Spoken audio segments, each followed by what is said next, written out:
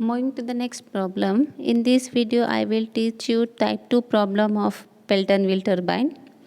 So you will be getting a question like, design a Pelton wheel turbine required to develop 1471.5 kilowatt power under a head of 160 meter at 420 rpm.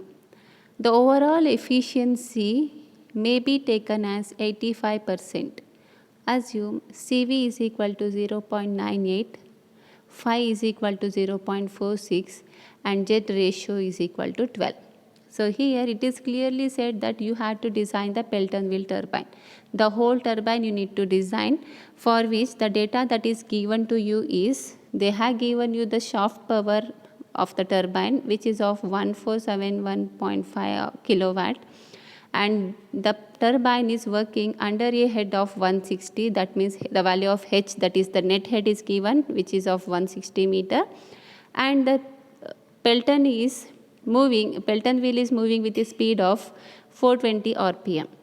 So we usually represent n speed with the letter capital N, and that is of 420 rpm.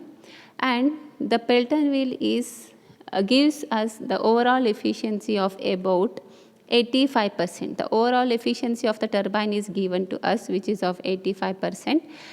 And also the coefficients has been given to you. Both the coefficient of velocity as well as the speed ratio is given. So here the coefficient of velocity is 0.98 and speed ratio is 0.46. And also the jet ratio is given to you, which is of 12. Let us write the data which is given to us. We represent shaft power as SP, that is of 1471.5 kilowatt, and net head of H, which is 160 meter, speed as N, that is 420 rpm, overall efficiency as eta naught, which is 85%, CV as coefficient of velocity, which is 0.98, phi as speed ratio, which is 0.46, and jet ratio as M, which is 12. So this is the data. With this data we had to design the whole turbine. So for designing, the steps what we had to follow is, we first have to find the velocity of jet here. So to find the velocity of the jet, we have the formula V1 is equal to CV root under 2GH, where the value of CV is 0.98 and H is 160. So on simplifying the whole term, we will be getting a value of 54.907 meter per second. So that completes step number 1. In step number 2, we had to find the velocity of the wheel. So to find the velocity of the wheel, we have the formula. Here you represent the velocity of wheel, that is given by the formula phi of root under 2GH, where phi represents the speed ratio, and which is of 0.46, and H is again 160 meter. On substituting the values in the next step and on simplifying, we will be getting a value of 25.773 meter per second. That completes step number 2.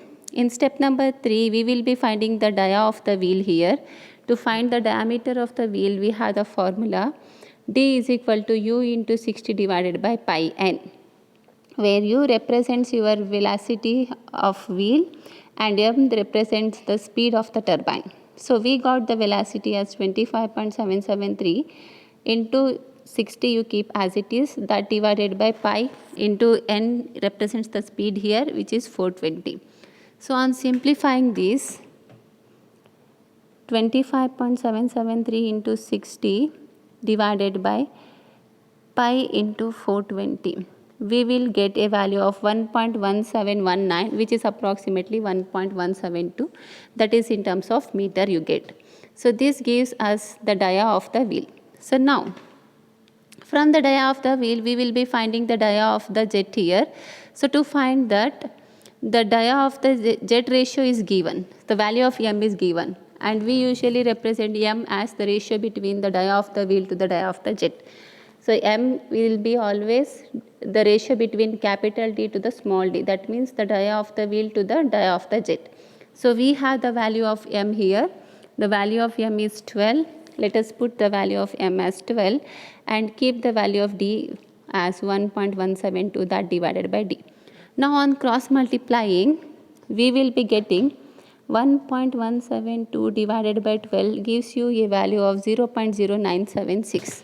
So that represents the dia of the jet. So that completes first step. Then moving to the next step. So here we had to find the number of jets. To find the number of jets, we have the formula. It is the ratio between total discharge of the turbine to the single discharge from the single jet. So capital Q represents the total discharge and small q represents the discharge from a single jet. So here to find the small q, we have the formula. As we know that discharge is nothing but area into velocity. So that is what the formula we are applying here. So here I have directly written the formula of area as pi d square by 4, where d represents the dia of the jet here. Just now we got the value of dia of jet, that is as 0.0976, put square for this, then into V1. V1 represents the velocity of jet, which is of 54.907. From the very first step, we will be getting the value of V1 there. Then on simplifying the whole equation, we will get the value of small q, that is pi into 0.0976 square divided by 4 into 54.907. So we will get a value of 0.41. So that is the value of small q what we get. So that is in terms of meter cube per second. Then to find the capital Q value, so the overall efficiency of the turbine is given. So let us write the formula of overall efficiency. We know that overall efficiency is denoted by, or it is defined by, the ratio between shaft power to its working power. Shaft power of the turbine is given in the question itself, that is of 1471.5, which will be in terms of kilowatt. If it is in terms of kilowatt, you always have to keep it in terms of watt by multiplying your value with 1000. So let us multiply our value with 1000 for keeping the power in terms of watt. That divided by working power. To find working power, we have the formula rho g into QH, where rho represents the density of water, which is 1000, g represents acceleration due to gravity, that is 9.81, q itself is unknown, keep q as it is, and h represents the net head of the turbine. So the net head of the turbine is also given in the question, that is of 160 meter. So let us keep it as 160 and let us simplify the whole term in the next step. So on simplifying the whole term, we will be getting 0.9375.